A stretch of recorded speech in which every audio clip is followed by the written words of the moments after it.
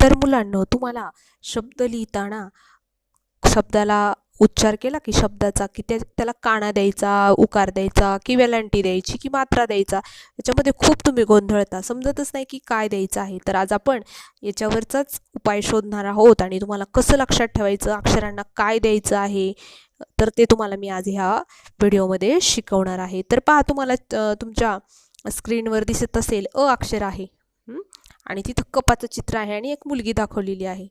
तर पहा, हे जे अक्षर आहे आणि इथं खाली लिहिलेलं आहे बघा क अधिक क, याचा उच्चार बघा असा होतो. आणि ही मुलगी लक्षात ठेवायची बघा, तिचे दोन्ही हात दोन्ही पाय सरळ आहे. क ख ग, खाली बाराखडी पण लिहिलेली आहे, च छ ज ढ ञ पर्यंत आहे.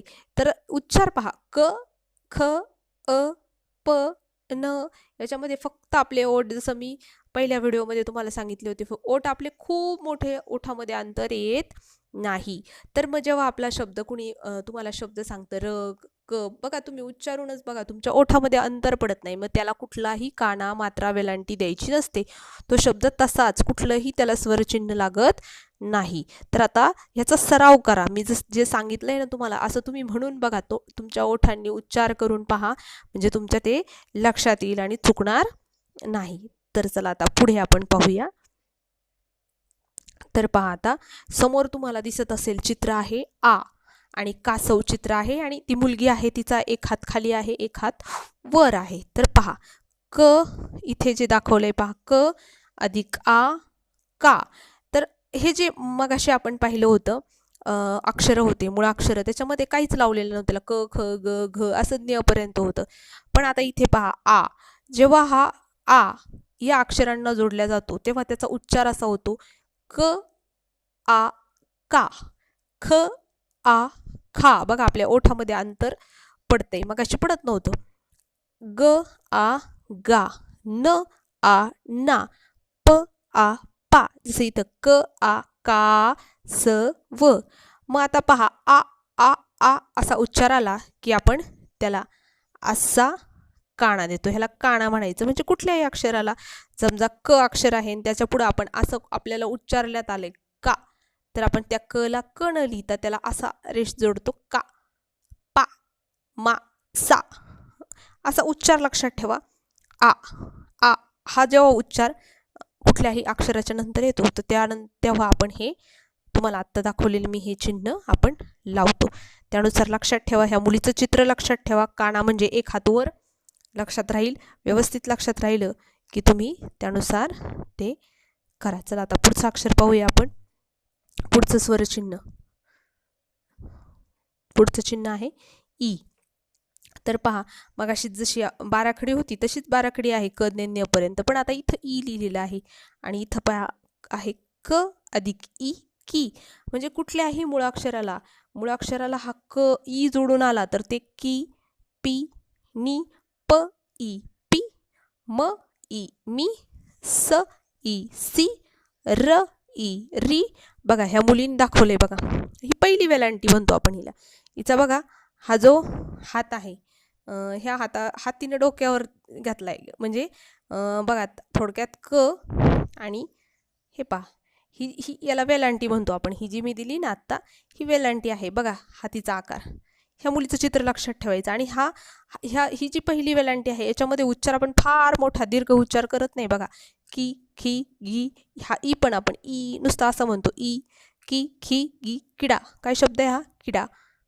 तर हे लक्षात ठेवायचं की पहिली वेलांटी कधी द्यायची आणि दुसरी कधी द्यायची, मी ते पुढे सांगणारच आहे तुम्हाला. उच्चारामध्ये फरक पडला की ती लगेच लक्षात येतं. तर तसं ई उच्चार असेल आणि खूप मोठा ई होत नसेल, म्हणजे आपण ईचा उच्चार खूप लांब होत नसेल, बघा की, खी, गी, घी, पी, फी, मी, बी, उच्चार आपण लांब होत नाही, तर तेव्हा आपण ही वेलांटी देतो, हिला पहिली वेलांटी म्हणायचं. चला तर आता पुढं पाहूया आपण. व्यवस्थित लक्षात ठेवायचे शब्द, वाचा, लिहा, ही बाराखडी लिहा. आता तुम्हाला उच्चार कळत, अक्षर आपण शिकलेलो आहोत, उच्चार समजतायत, मी आता समजूनही सांगते आहे, यानुसार तुम्ही त्याचा अभ्यास खोललेला आहे. ई याच्या डोक्यावर बघा असं आहे ई. तर आता ह्याचा उच्चार बघा इथं दाखवलं आहे क ई, हा दुसरा ई. ह्या ईचा उच्चार आपण लांबवतो बघा, ई असा करतो. तर क ई की. मग बघा इथे खी, ह्या खीला पहिली वेलांटी. ह्या कीचा उच्चार खूप मोठा होत नाही. किड की. बघा कीचा उच्चार खूप मोठा झालाय म्हणून आपण त्याला दुसरी वेलांटी दिली. इथं बघा ह्या मुलीचा आता हा हात बघा इकडं वरती आहे म्हणजे ह्याला दुसरी वेलांटी म्हणायचं. मग आता इथे पहा की, खी, गी याचा उच्चार आपण लांबवतो. जी, टी, ठी, डी, ढी असं म्हणतो. म्हणजे खिडकी. कीचा उच्चार बघा लांबवलाय म्हणून दुसरी वेलांटी. असं जिथं उच्चार लांबवला जातो, खूप उच्चार लांबवला जातो तिथं दुसरी वेलांटी द्यायची. जिथं उच्चार लांबवला जात नाही तिथं वेलांटी ही पहिली द्यायची. मग ई लक्षात आलं. छोटा ई म्हणजे उच्चार न लांबवणारा ई असेल तर पहिली वेलांटी, आणि उच्चार खूप लांबणारा ई असा असेल तर दुसरी वेलांटी द्यायची. अक्षराला जोडून आला असेल तर. चला तर आता पुढचं अक्षर पाहायचं आहे आपल्याला. तर पुढचं अक्षर आहे उ. इथे दिसत आहे तुम्हाला उ. क उ कु, क उ कु.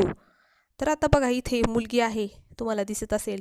एक हाताने थोडीशी खाली वाकलेली आहे. असा गोल हात केलाय बघा. तर इथं उकारासारखा तयार झालाय मग ह्याला उ. आता हा पण तसाच आहे जसं वेलांटीचं ना. कु, खू, गु, घु, चू. खूप उ मोठा उ असं नाही करत आपण. उ, कु, खू. कुदळ. बघा कुदळ. कुचा उच्चार आपला खूप दीर्घ नाही, लांबलेला नाही.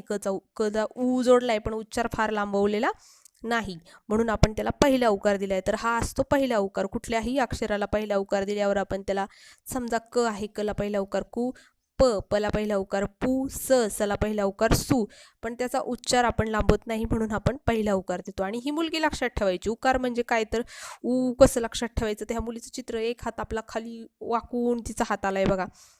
तर ते लक्षात ठेवायचे म्हणजे तो उकार आपल्या लक्षात राहील. आता पुढचा. तर पुढचा आहे बघा हाऊ.